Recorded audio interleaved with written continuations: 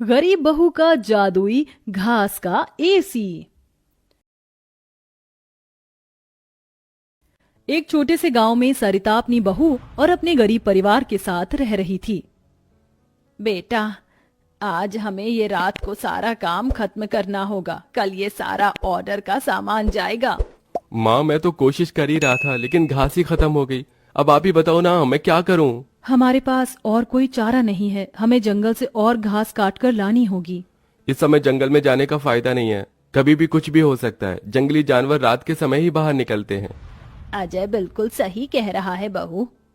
अरे माँ जी, हम दो लोग अगर जाएंगे तो कोई जानवर पास नहीं आएगा, और फिर इतनी जल्दी कोई जानवर हमला नहीं करता। हमें ये ऑर्डर कल देना है, आप ये भी तो सोचिए। लेकिन बहू। माँ जी, आप चिंता मत कीजिए, कुछ नहीं होगा। बस आप बच्चों के पास ही रहना और उनका ख्याल रखना।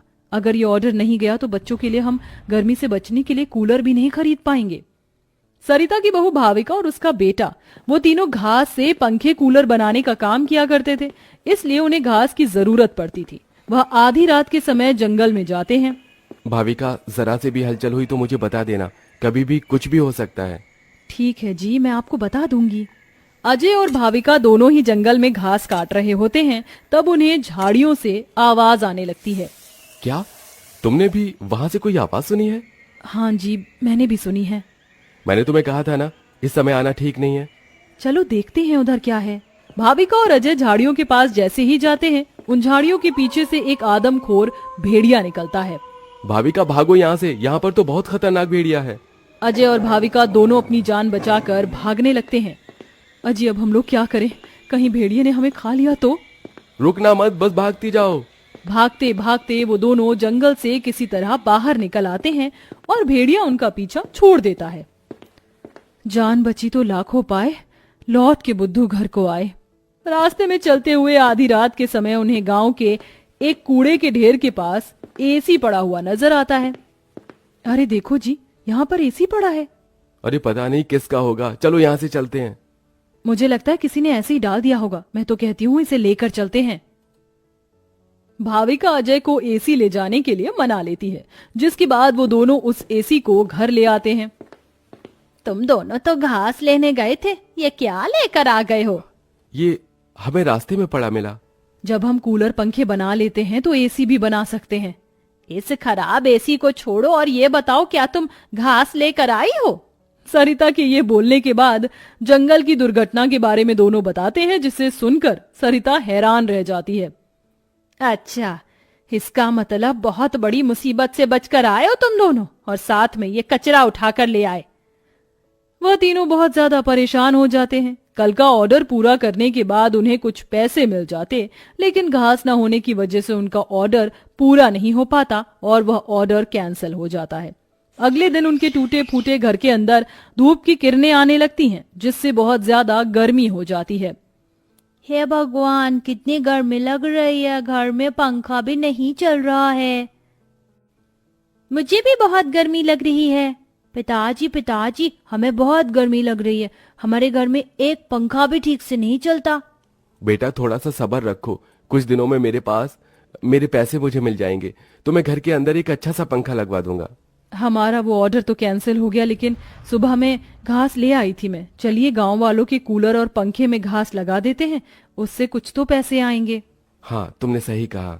भाविका और अजय दोनों मिलकर पुराने कूलरों के अंदर घास लगा रहे होते हैं, और यहाँ घर में राजू दिशा गर्मी से परेशान हो रहे होते हैं। काश कि हमारे घर में भी कोई एसी होता। तभी दिशा की नजर उसके पिता के लाए हुए एसी के ऊपर पड़ती है। अरे राजू, जरा इसे देखो, लगता है पिताजी हमारे लिए एसी लेकर आए हैं, पर उन्होंने ये एसी अभी तक क्यों नहीं लगाया? क्योंकि ये एसी खराब है, बस इसीलिए। कल रात तुम्हारे माता पिता को यह कूड़े करकट में मिला था। ये सुनने के बाद राजू इस बात से तो खुश होता है कि उसके पिताजी पुराना ही सही, कम से कम एक एसी तो घर पर लेकर आए। कुछ देर बाद वह अपने दोस्तों के पास खेलने चला जाता है। ढोलू ढोलू, कहाँ हो तुम? चलो खेलते हैं। आज मैं नहीं आ सकता, बहुत गर्मी है, और इतनी गर्मी में मेरा मन नहीं कर रहा है आने का, क्योंकि मेरे घर के अंदर एसी लगा हुआ है। मैं उसकी ठंडी हवा में ही बैठना चाहता हूँ। क्या कहा? तुम्हारे घर के अंदर भी एसी है? हाँ, और हमारा एसी बहुत अच्छा चलता है, बहुत ठंडा कर देता है घर को।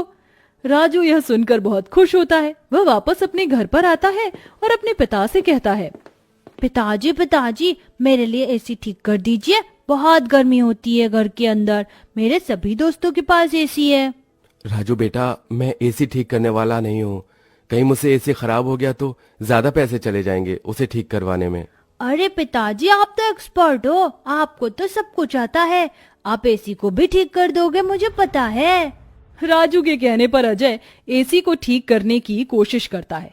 अजय को लगता है कि उसके ठीक करने पर एसी ठीक हो गया होगा, लेकिन एसी ऑन होते ही उसके अंदर से धुआं निकलने लगता है। ये क्या हो गया? लगता है ये एसी खराब है, फेंक दो इस एसी को। राजू गुस्से में ऐसा कहकर चला जाता है, जिसके बाद उसे इस तरह देखने से उसके दोनों माता पिता परेशान हो जाते हैं। हमें हमारे बेटे के लिए एक एसी तो बनाना चाहिए। भाविका और अजय दोनों अब सारे काम छोड़कर उस एसी को ठीक करने में ही लग जाते हैं। वह उसकी ठंडी हवा खाने के लिए उसके चारों तरफ हरी घास लगा देते हैं, जिससे कि उस एसी की हवा और भी ज्यादा ठंडी हो जाए। चलो, अब एसी तैयार है, इसे चलाकर देखते हैं। भाविका जैसे ही घास का एसी चलाती है, अचानक से उस एसी के आंख नाक मुंह बन जाते हैं। क्या बात है, तुमने तो मुझे बिल्कुल नए जैसा बना दिया है, लेकिन समझ नहीं आ रहा कि तुमने मेरे ऊपर ये घास क्यों लगाई है। एसी को बात करते हुए देख वो सभी डर जाते हैं। अरे हाँ, सॉरी, मुझे माफ करना, मैं अपने आप को इंट्रोड्यूस करना भूल गया। मैं एक जादुई एसी हूँ, मेरे पास परी लोक की शक्तियां हैं, मैं गरीबों की मदद करता हूँ और तुम्हें मेरी बहुत ज्यादा जरूरत थी, लेकिन मैं खराब होने की वजह से अपनी शक्तियां इस्तेमाल नहीं कर सकता था। तुमने मुझे ठीक कर दिया, उसके लिए तुम्हारा बहुत बहुत शुक्रिया। माँ, पिताजी देखो, ये एसी तो बात भी करता है। हाँ, तुमने बिल्कुल सही कहा, ये तो कोई जादुई एसी है। तुमने बिल्कुल सही कहा, मैं हूँ एक जादुई एसी, बल्कि अब मैं हूँ एक घास का जादुई एसी और मुझे तुमने बनाया है। ये घास का जादुई एसी चलता भी है या फिर बस बातें ही करता है? तभी जादुई एसी के अंदर से ठंडी ठंडी हवाओं के साथ घास के बने हुए एसी निकलने लगते हैं। अरे वाह, इसकी ठंडी हवाओं के साथ इसके अंदर से तो घास के बने एसी भी निकल रहे हैं। यही तो मेरा जादुई कमाल है, मेरी ठंडी हवाओं के साथ तुम्हें घास का एसी भी मिलेंगे। ये तो सोने पर सुहागा हो गया। ऐसा जादुई एसी मैंने कभी नहीं देखा। अब उनके पास इतने सारे घास के एसी हो गए थे जिन्हें वह देखकर सोच में पड़ जाते हैं। आजकल बाजार में एसी बहुत महंगा मिलता है, हम घास के बने हुए सस्ते एसी बेचकर पैसे कमा सकते हैं। सही कहा माँ आपने, पर क्या लोग घास के बने एसी खरीदना चाहेंगे? सरिता यह सुनकर थोड़ी देर चुप हो जाती है। हमें पहले एसी बेचकर देखना चाहिए। इस तरह भाविका और अजय दोनों मिलकर बाजार में घास के बने एसी बेचने के लिए चले जाते हैं, जहां घास के बने एसी देखकर सभी लोग हैरान रह जाते हैं।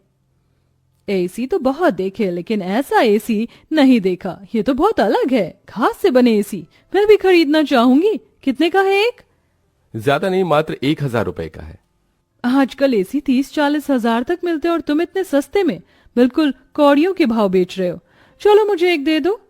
कोमोलिका के खरीदने के बाद वहां और भी लोग उन दोनों से एसी खरीदते हैं। इसी के चलते उनकी अच्छी खासी बिक्री हो जाती है और सारे एसी बिक जाते हैं। आज का ये आखिरी एसी बचा है, इसे मैं अपने घर में लगाऊंगा। अजय घास का एक एसी अपने घर में भी लगा देता है और घास के जादुई एसी का इस्तेमाल वो बस तभी करता है जब उसे एसी बेचने के लिए पैसे चाहिए होते हैं। जादुई घास के एसी, अपनी ठंडी ठंडी हवाएं दो, जिससे मुझे तुम्हारे जादुई घास के एसी मिले। अजय के इतना बोलते ही जादुई घास के एसी के अंदर से ठंडी ठंडी हवाओं के साथ घास के बने एसी निकल आते हैं। इस तरह धीरे धीरे अजय अपना घास के बने एसी का बहुत बड़ा बिजनेस खोल लेता है और धीरे धीरे उसकी सारी परेशानियां खत्म हो जाती हैं। अब वह गरीब परिवार खुशी खुशी रहने लगता है।